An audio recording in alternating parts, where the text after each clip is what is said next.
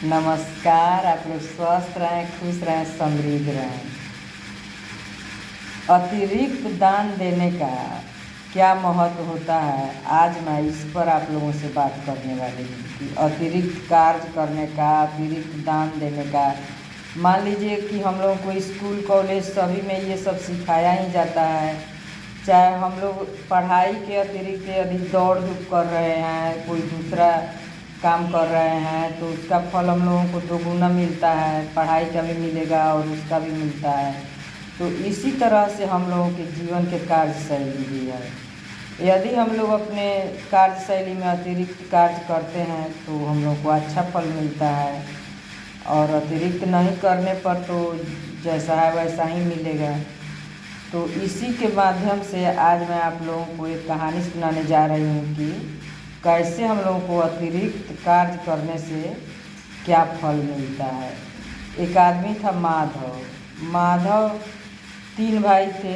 तीनों भाई में उनके बड़े भाई जो थे, उनके पिता के सेवा शुश्रूषा किया करते थे। बड़े भाई और उनकी पत्नी, तो पिताजी उन्हीं में रह रहे थे, तो वहीं लोग उनका देख रेख करता था। और माधव अपना अलग फ्लैट लेकर रहते थे, अपने बाल बच्चा को लेकर, पत्नी को लेकर। एक और छोटा भाई था, वो भी अलग ही फ्लैट लेकर रहता था। तो जब पिताजी की मृत्यु हुई तब तीनों भाई में पिताजी के संपत्ति की बंटवारा हुई।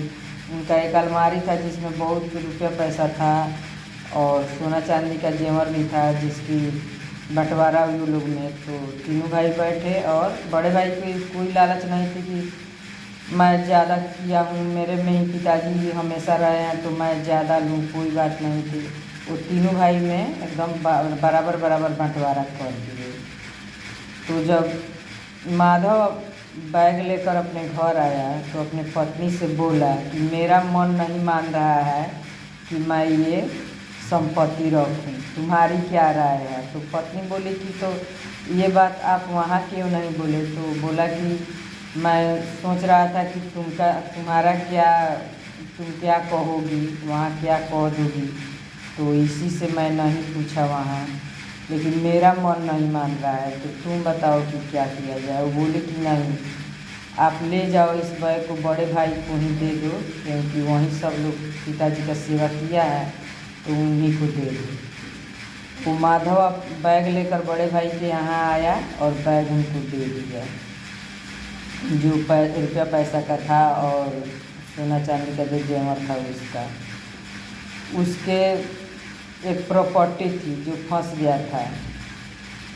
बहुत दिन से उस पर केस चल रहा था, लेकिन कुछ उसका नतीजा नहीं आ रहा था। तो उस समय ज्यों ही वो बैग लाकर बड़े भाई को दिया, उसके कॉल होकर उसके प्रॉपर्टी का नतीजा आ गया कि प्रॉपर्टी में उसकी जीत हो गई, और केस में इसकी जीत हो गई, और प्रॉपर्टी इसके नाम मिल गया, और ये अपना प्रॉपर्टी बेचकर पैसा ले लिया।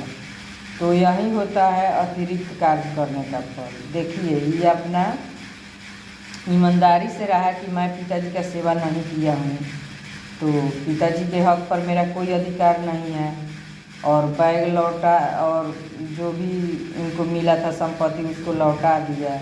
तो देखिए उनका कितना जल्दी उनकी संपत्ति वाला केस का हल निकल आया, और उनको संपत्ति मिल गई। वो अपना संपत्ति बेचकर अपना पैसा ले लिए।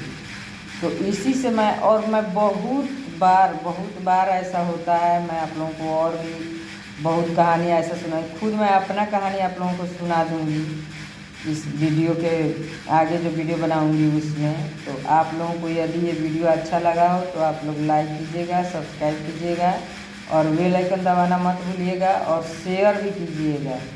मैं हमेशा आप लोगों को यही सब बात बताती हूँ कि आप लोग अपने जीवन में निरंतर आगे बढ़ते रहें। छोटी छोटी बातों को सीखकर आप लोग निरंतर आगे बढ़ते रहें। थैंक यू, धन्यवाद, शुक्रिया।